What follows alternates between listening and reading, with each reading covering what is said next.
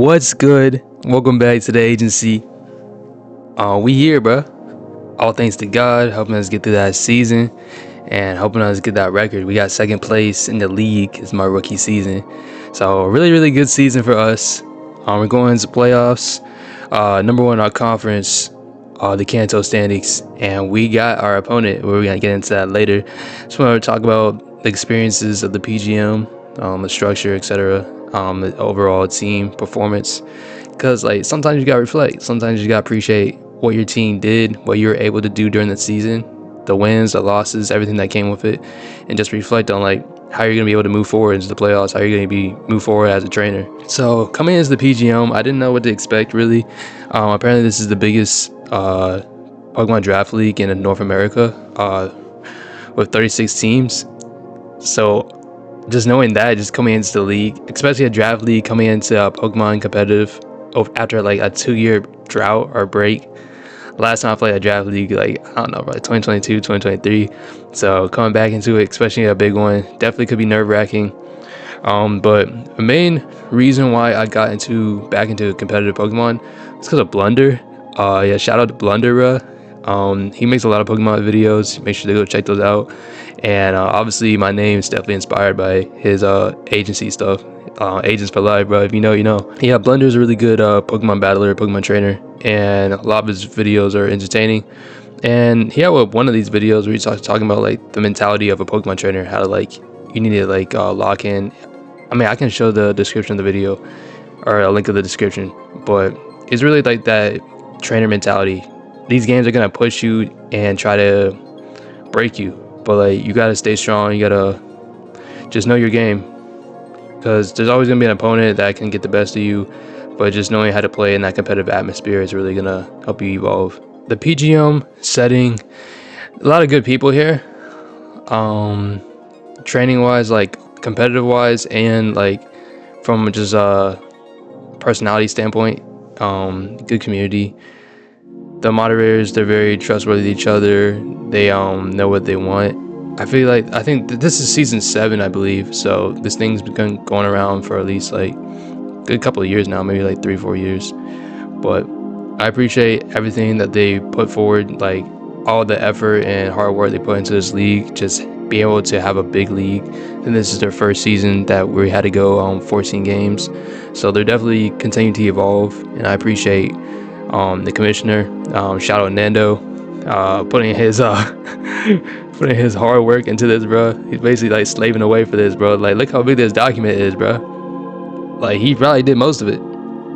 So shout out to Nando, shout out to his team. Obviously he's got a team in the back to help him, but yeah, Nando, commissioner, and shout out to Kev, just allowing me to have an opportunity to play in this platform, just giving me a chance. I started off with like a little battle agency thing, or battle city agency, I don't know what it's called, battle city, I don't know, battle city spot. That's where I started off for this league. It was like a little mini tournament, side tournament where you can only use like a certain amount of Pokemon. But I started off with that, and then I just waited for the draft league to open up, and I took a spot. So they didn't have to choose me, but they did. So shout out to them for allowing me to have the opportunity. But yeah, it was a great experience. Definitely something new, especially since all the other draft leagues I'm in, or all the other draft leagues that I was in, they dealt with a point system. So a Pokemon is like worth this amount of points. So you have a certain amount of points you could deal with, and how much Pokemon you could draft is based on the point system. But this is kind of different. They use coins.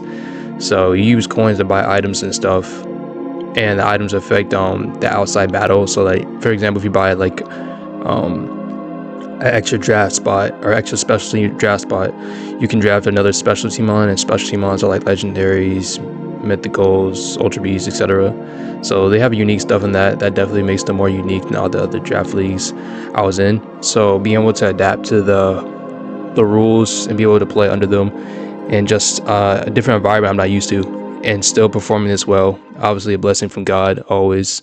And just being able to be here is always a privilege. So I just want to go a rundown of my team as we go into the playoffs. We already picked our opponent. I'm gonna get into that later, but I just want to appreciate my team and like how we were able to get the wins that we could this season.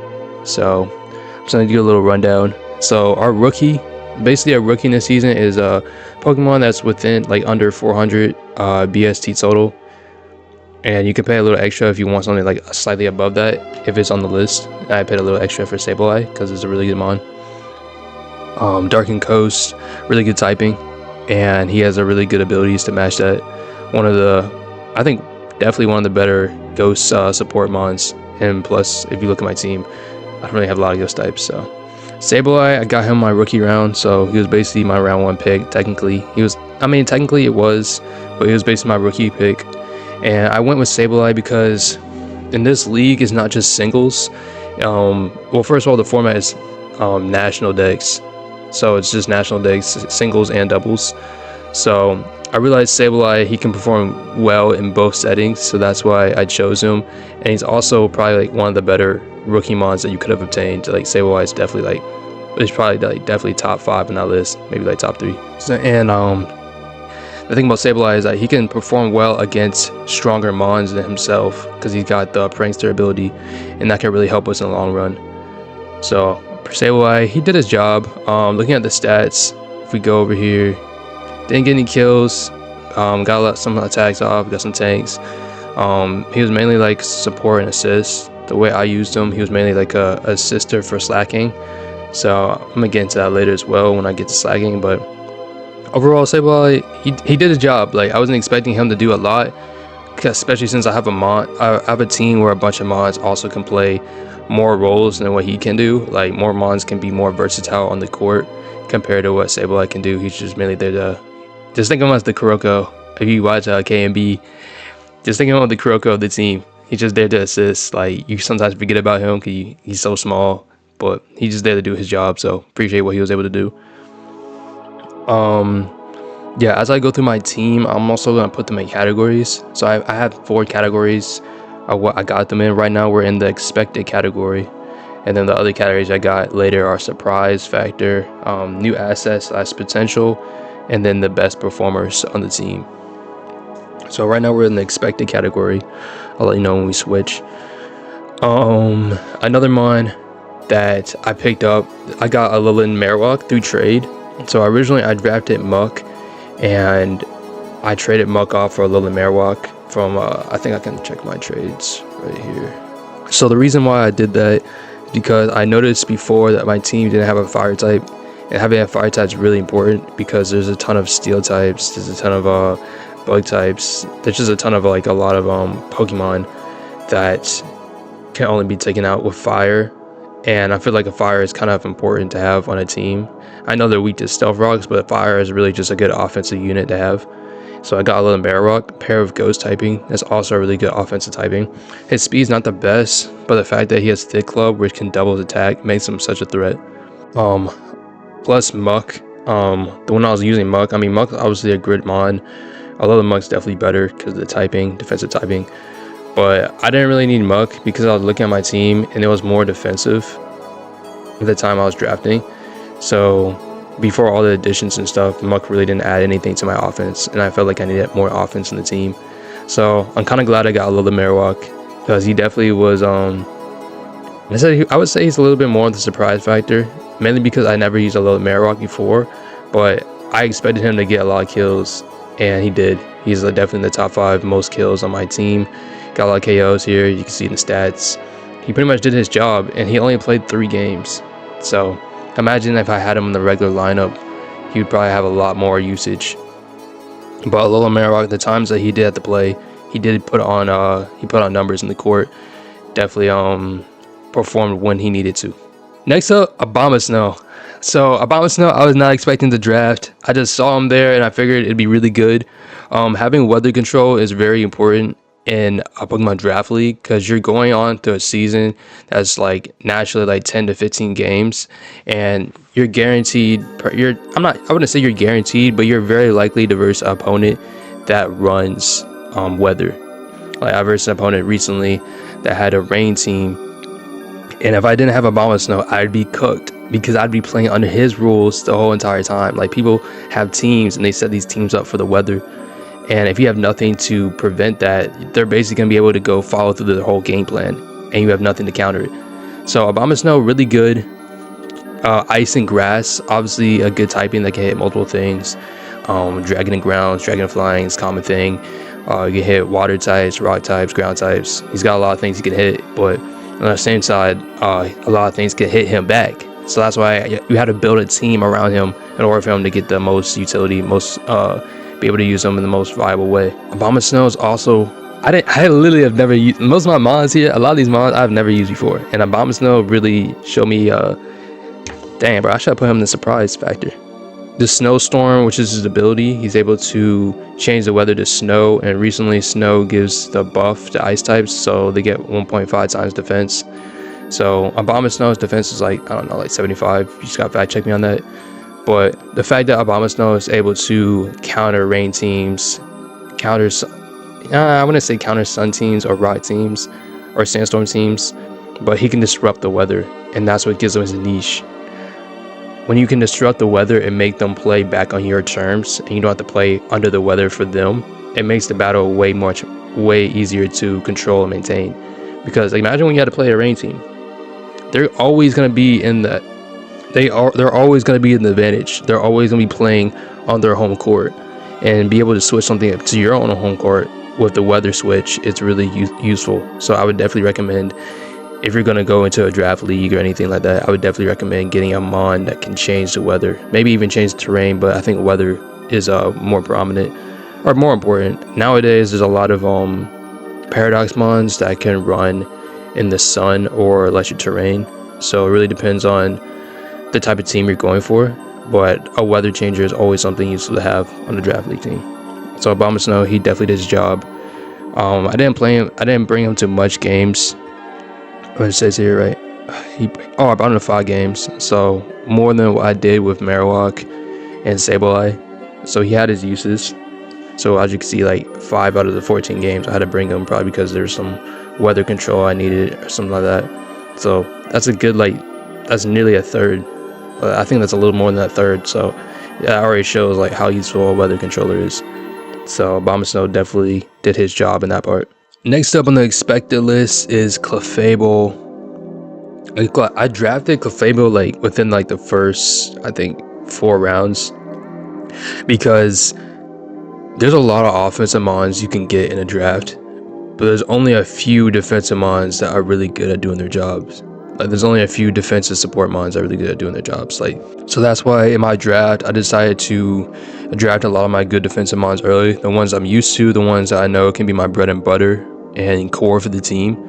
And overall that really helped me well. I mean, Clefable, obviously a really good mon, really good abilities, and just a good fairy type to have, especially in a platform or in this draft league that allowed to have like legendaries like Zekrom and like a lot of those box art legendaries. They're allowed to be drafted if you have a certain amount of coins that you can use to buy them. So having a fairy type and having like a mon of Unaware that can resist the stat boost of mons, they're really helpful. Really stopped a lot of sweeps on the opponent's part against my teams. Really useful utility. 24 attacks, 30 tanks, 22 assists. Good numbers, pretty much what his job was meant to do. Had 9 games played, 9 out of the 14. So it just shows you how useful Clefable was. Clefable is really useful also in the doubles factor, since I did mention that you got to play doubles in this league. So having a mon that's really good at doubles and singles is something that's very rare, and I felt like Clefable's qualities of that deserve for it to be drafted that high up as I did, because there's really not a lot of things that can do the same stuff Clefable can. Maybe like what comes to mind, maybe like Chansey reminds me a lot of Clefable, but Chansey is more of a wall of anything. Clefable is definitely more support wise. So yeah, I just felt like Clefable was a necessity on my team, and her utility is greatly appreciated. So yeah, I don't have really much to say on that. I've used Clefable a lot in the past, and she's always done good for me. So I was pretty much expecting her to perform like this, and she did. So appreciate that. So now we're going into the surprise factor, the mons that I didn't expect to perform as well as they did. Most of these mons I haven't used before ever, so that's probably like a good 30-40% of why I was surprised about them. So first things first, Kleavor. I have never used this mon before. I literally saw it in the draft. I looked up some of his abilities. I did a little intel, did a little research, And yeah, you know me, bro. I gotta do my research, bro. Like if you gonna be on the team, I gotta see if you can ISO. I gotta see if you can ball. And Kleavor, that boy a baller, bro. He can ball. So let me talk about Kleavor, bro. So I got Kleavor like I think round 6, round 7. Kleavor is basically like he's like the other form of Scizor. Like when you evolve a Skyther, he can either evolve into Kleavor or you can evolve into Scizor. So What? yeah, that's new, bro. That's new. It's like some rock. He's a rock bug type. But Bro, what? Kleavor's elite, bro. I wouldn't say Kleavor's like your main offensive unit. You definitely should never be, but he's like the secondary guy. Like it's like you got Jordan on the team. He's your Scottie Pippen, bro. He's gonna help you out. He's gonna set you for success. All right. So Kleavor definitely did his job. 17 attacks, 7 tanks, 20 assists. Most of his assists probably came from the Stealth Rocks because he has this one move that no one else gets, and it's a move called dang, bro, I'm forgetting the move. But the move allows you to hit an opponent, but you also set up Stealth Rocks after the hit. So like you're doing damage. You're doing 2 things in one. Like Stealth Rocks, you can click that move and just set up rocks. But like he has this move where you can just use his move, and he sets up the rocks. Not to forget that Rock is a really good offensive typing. Hits fire types, bug types, flying types, fire types, flying types, and hits ice types too. A lot of those mons are prominent in the draft league, and a lot of those mons are weak to rock types and stealth rocks. So just being able to hit oh yeah, it's called Stone Axe. So just being able to just click the move Stone Axe and get 2 things done at once, just really good for the team. It saves a lot of time and allows us to be able to set up and help our sweepers be able to sweep more easily after the opponents take chip damage from stealth rocks. So Kleavor is also really strong. He gets sharpness, which 1.5 times boosts his cutting moves, and Stone Axe is considered one of those moves. So he's hitting really hard with the Stone Axe boost from stab, and he's hitting hard with the sharpness ability. Not to forget that he also has U-turn, so he has really good momentum. He's just a really good mon. Really good. He's really good at being an assist for your more offensive guys. So Kleavor definitely surprised me this season. I was not expecting to get him. I literally just saw him in the draft. I'm like, oh, no one picked up Kleavor. After I checked out his stats, after I checked out his abilities, I'm like, why didn't nobody get this dude sooner, bro? This dude's low-key a GOAT. So I got him, and Kleavor, he did well for me, bro. I'm kind of surprised that he only showed up to 5 games out of the 14 seasons. Like the way I was using him earlier on, it felt like I was spamming him like every single game because it was just that useful to have like a mon that could just set up stealth rocks and do good damage from the get-go. But yeah, going into the playoffs, I do expect Kleavor to put in a lot of work. But yeah, Kleavor, he did his job, bro. He did his job. Now another mon I was surprised about. Pump has experience with this mon, but Nidoking's insane, bro. Nidoking is insane. I'm telling you. Like, I used Nidoking a lot before, and the reason why I'm surprised about Nidoking now is because this draft league is big, bro. Like 36 teams, that's really big, and there's a lot of mons that can do a lot of damage against Nidoking, especially since he's not the fastest mon, and we got like speed demons like Miraidon, Regieleki, just a lot of more. There are a lot more mons that are faster than Nidoking. It could take him out. So he really surprised me with his performance. Some of the games he stepped up when I didn't expect him to step up. Like I was expecting another mon to do their job, but he just decided to run this joint. He's like, yo, I'm the king here. Let me take over. And he took over. So if you gotta take over, if somebody hot on the court and they shooting threes back to back, they're doing assists, blocks, steals, dunks, fadeaways, they're doing all that. You just gotta give them the ball, bro. Like I'm sorry, you just gotta give him the ball because he balling out. So like you just gotta let him ball, bro. But Nidoking, very surprised about his performance. I mean, when I look at the stats, it doesn't seem like a lot, but he adds that pressure to the opponents because he has that move pool that can hit a lot of opponents. He can hit a lot of people, and they can't. Like when you're switching on a Nidoking, you really gotta think about it. Like, is he gonna hit me with Earth Power? He gonna hit me with Sludge Wave? He gonna hit me with Ice Beam? He gonna hit me with Skull? He gonna hit me with Thunderbolt? He gonna hit me with Flamethrower? He's got all that in his utility. He's got that arsenal. So like, I really like Nidoking. I like the way he plays, like the way how hard he hits. Pause. But yeah, Nidoking, I appreciate him, and he did a lot for this team. I can't lie. Added a good offensive unit to the team. good typing, poison and ground. Ground type's so important to have in this league, and a poison type, so having something that resists fairy as well and be able to hit hard is very unique. And a ground type that has really good special attack. There's not a lot of good special attacking ground type mons. So having Nidoking on your team, having Nidoking on my team is really good, and he definitely helped the team with the wall breaking capabilities. So I appreciate that for Nidoking. The next guy we got in the surprise list was Slaking. I wasn't expecting to pick up Slaking. I just picked him up because I needed a normal type on the team, and having a normal type is really crucial, especially since ghost types are literally evolving. Like the ghost types are getting stronger and stronger each generation. So having someone that can resist that or be immune to ghost types is really good. Slaking, obviously you guys know about his ability Traunt. It only allows him to battle, or only allows him to make a move once every other turn. So playing around that is really tricky, but the fact that it is this league, you gotta play doubles and singles matches. I was able to pair Slaking with Sableye, and that joint worked out like every single time, bro. Like Slaking is literally insane. Like Sableye getting rid of his ability with a skill swap, and then Slaking just be able to just go to work, because no one's really expecting to fight against a mon like that. And Slaking's stats are really, really good. So it's not every day that you're gonna go against the Slaking, so it really catches the teams off guard, and they have a hard time dealing with it.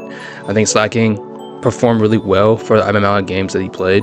Like he got tied with like the third highest amount of kills on the team, and he only played 3 games. So imagine if he had more uses, imagine if we had more double matches, he would have been more insane.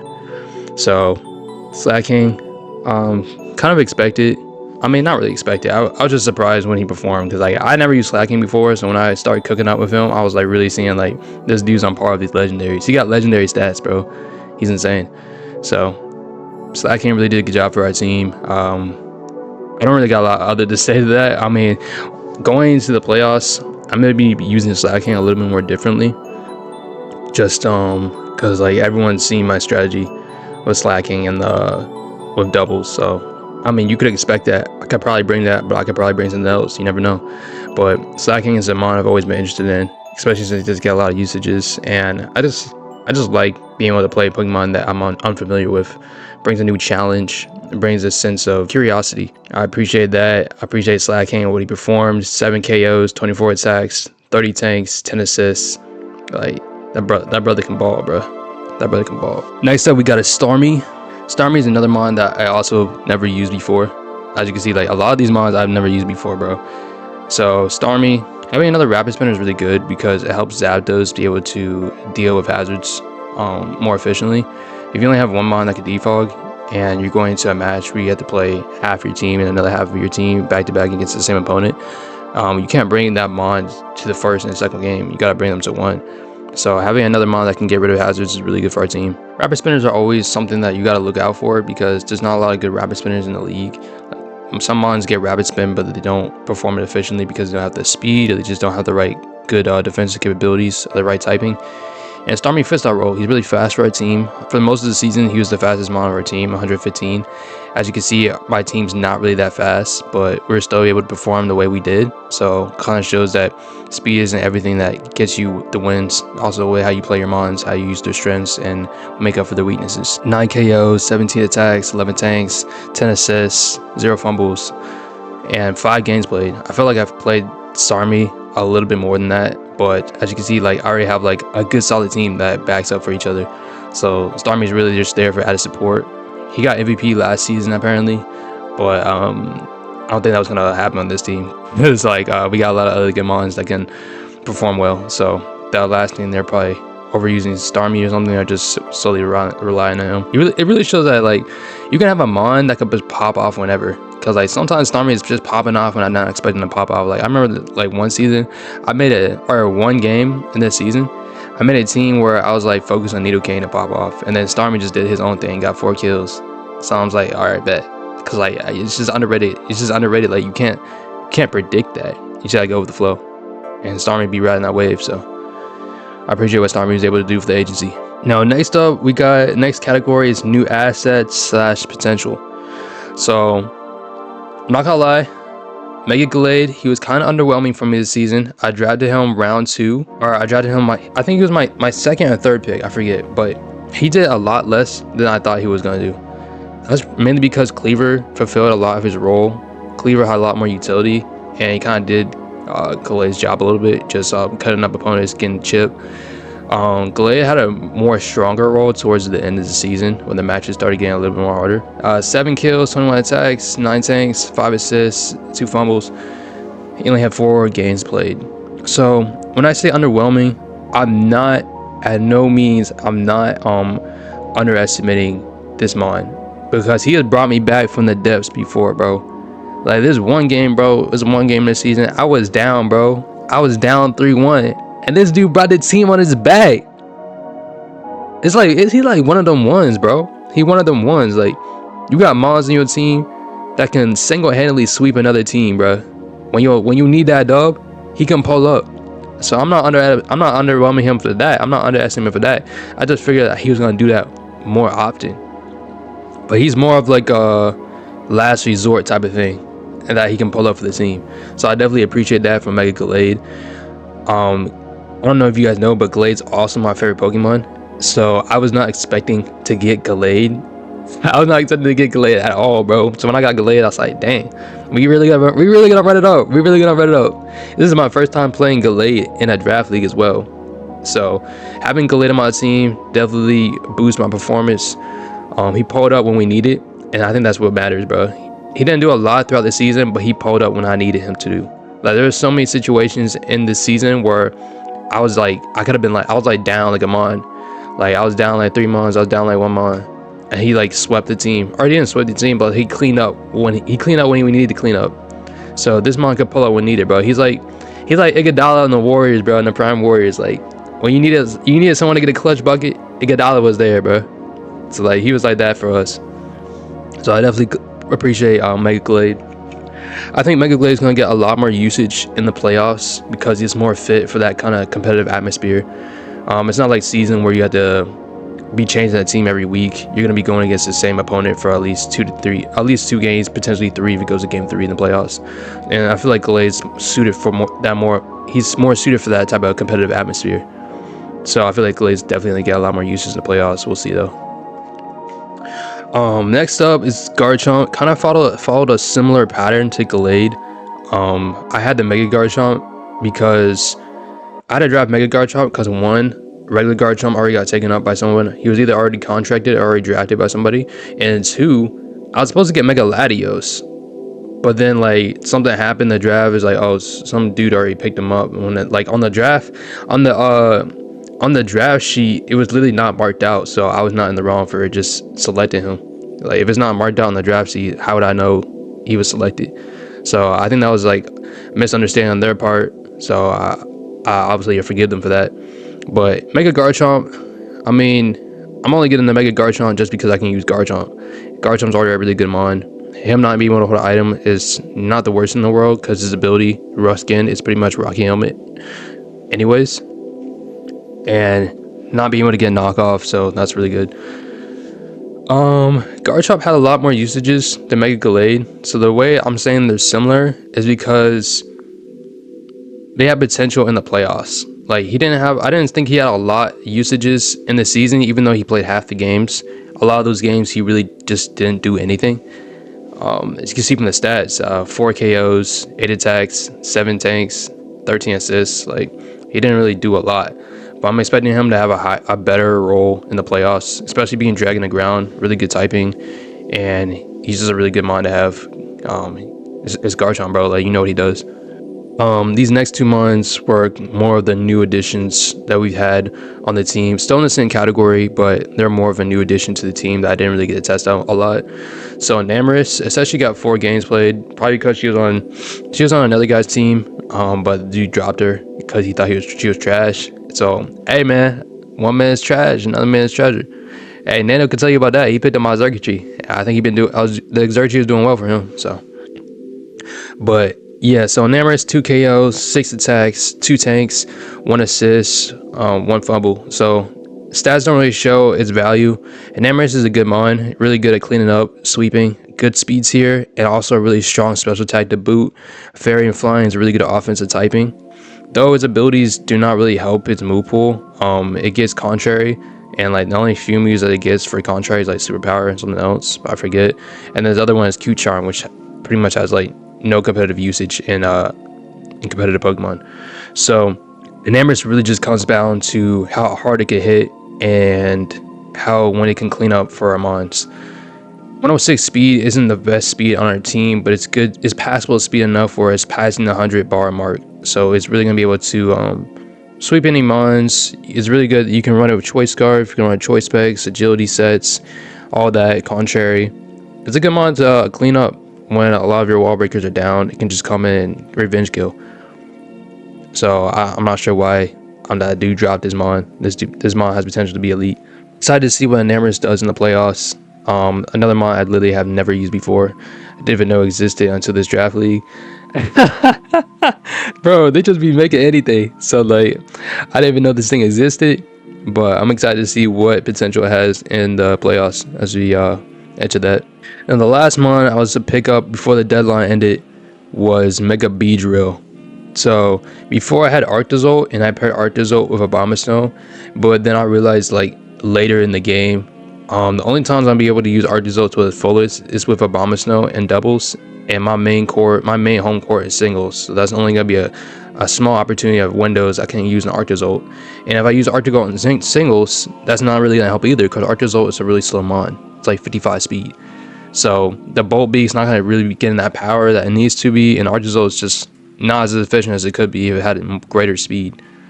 So Ice and Electric, obviously a really good combo, but I had to switch that out because my team was already slow, and a mon that literally is best viability is only paired with a Snowstorm. So if I don't have Snowstorm, what is Arctozolt really doing? So I went with Mega Beedrill. Help our speeds here greatly, giving us a 145 speed increase. So now he's the fastest mon on our team. Really good ability, adaptability, can apply a really good pressure. I just wasn't able to use him really much in this season. I think he got dropped by a different team, but he got like one tank. How's Beedrill tanking thing, bro? This thing is not. What is he tanking, bro? A flick could kill him. But one assist, one tank. So I mean, Mega Beedrill dropped by another team, but the speed tier and change is really gonna help us. So I appreciate that. I'm excited to see what he's going to do in the playoffs because I literally haven't even used him once in the season. So we're going to see about that. Now, this last category is for my best performers on the team. And y'all should already know who it is, bro. Y'all should already know who it is. So first mon we're going to look at is Slowbro, a notorious defensive unit. I think you all should know. 38 tanks, 38 attacks, 5 KOs, 66 tanks, 38 assists. Slowbro just doing his job, bro. He's the regenerator mon. He's the dude that takes hits when you need a team to take a hit, and he comes back stronger, bro. Like, I had 8 games played with Slowbro out of the 14, so you already know, like, I used him a lot. Slowbro is just really good. Like, I used Slowbro before in other draft leagues I had. Slowbro is also a champion. I've won championships before in other draft leagues with Slowbro. Slowbro is just a really good mon to have. Having someone that could just take hits, the water and psychic defensive capabilities is really good. Having someone that could take hits, apply pressure at Future Sight, Scald, can apply burn, also getting the stab boost. He's just a really good mon overall, and really adds to our defensive core. Looking at our team, our guys are not the fastest, so having a mon that could take hits for them, be able to teleport out and safely get a mon that we need is very crucial to a lot of our wins. And Slowbro has just been that guy for us since day one. I can't express how much I appreciate Slowbro a lot enough. And like, even after all these generations, like, he's still pushing strong, bro. He's still doing good. Like, Slowbro is just a really good mon to have. Like, I don't have a lot to say. Like, the stats just show like how much usage he got. His usefulness in the seasons, his usefulness in the clutch. Like, he's done so much for our team, and like, a lot of these wins we wouldn't have a lot of these wins if it wasn't for Slowbro. Like, he just pulled up a lot throughout the season, so I definitely appreciate that from him. He was definitely on the top 3 best performers in the team. Like, when you get in Slowbro, you know what you're getting, and that's why I like to see him on. Now, next up is Celesteela, another mon I did not use before ever. We call it Latonka. That's Latonka. And Celesteela is our steel type of the team. There wasn't like a lot of opportunities for us to pick up a steel type, but the fact that Celesteela was dropped to like round 13 of the draft and nobody got it, what are they doing, bro? Celesteela isn't crazy. Steel, flying, really good typing, so you're not getting hit by the ground types. 14 KO, 71 attacks, 46 tanks, 48 assists. Pretty sure there's been some games where Celesteela literally just 6-0 the team. 9 games played. Like, Celesteela is really that guy. It was in the running for MVP. I think we lost to Melmetal. But I mean, I don't really care about that stuff. I'm looking towards the championship. That's always been my goal. So they can have those. They can have the smaller awards. I'm gonna take the big one. But 14 KO, 71 attacks, 46 tanks, 48 assists. Crazy stats. Celesteela always doing his job. Really good special wall. It has the base stats of a mon that can pretty much be do anything. It could be a tank, it could be a sweeper, it could be attack, special attack, physical defensive, special defensive. You can even run it in trick room if you wanted to. Like, you even got it like what, shift gear or something like that, or I forget, autonomous. So like, he can do so many things for a team. Like, if you need something that can be more defensive, he can be that role. If you need something that can be more offensive, he can be that role. And having a mon like that on your team is really good because it makes it harder for your opponents to predict what type of set you're gonna bring. And overall, the stats on it is just insanely, absurdly good. So Celesteela really performed well for the team. Definitely deserved a lot of the awards he got. I think he got most KO in Johto region. So it really deserved what he got, man. Celesteela is just a really good mon. Really good team for our core. Especially when you look back at our team, a lot of our guys are weak to like ice or ground. Like Marowak weak to ground, Nidoking weak to ground. Garchomp weak to ice, Enamorus weak to ice, Zapdos weak to ice. So be able to take those attacks neutrally or just be completely immune is really good for our team. And it's just a really hard wall to break because like if you don't have a mon dedicated to breaking Celesteela, you're really gonna have a hard time beating the whole team. Because not only do you gotta focus on the other threats that I bring, you gotta focus on Celesteela. And that thing is a tank, bro. So shout out to Tonka, man. Shout out to Tonka. Now lastly, my round 1 mon, Zapdos. Me and Zapdos go way back, like way back. Right when I started playing mons, when I started playing competitive mons, he told me to get championships before. When I played Fire Red, Zapdos was on the squad for the final challenge. Like, Zapdos is probably like the top 10, one of my favorite mons. Electric and Flying is a really good typing. 12 KOs, 52 attacks, 35 tanks, 28 assists, 4 fumbles. So on stats wise, Latonka obviously had the better stats, but I feel like Zapdos was more of an MVP for my team compared to what the stats say, because Zapdos is really the mediator for the team. As you can see, he has the most games played, so that just shows how much usage that he got on the floor. He's just a really good tank. He can also bring the thunder of his special attack, being on 125. Great speed, or not great speed, but good speed for a tank. 100 speed. He could be a wall. He could be a defensive tank. He can be an offense. Like, he just has that versatility that Celesteela has, and those mons are really the best because you can switch them up and they can still be a benefactor for the team. Like, I don't like mons that are one-dimensional. If you only can do one thing, that means if I gotta put you on a squad and you're stuck in an ISO and you're not getting the matchup you want, you're probably gonna get cooked.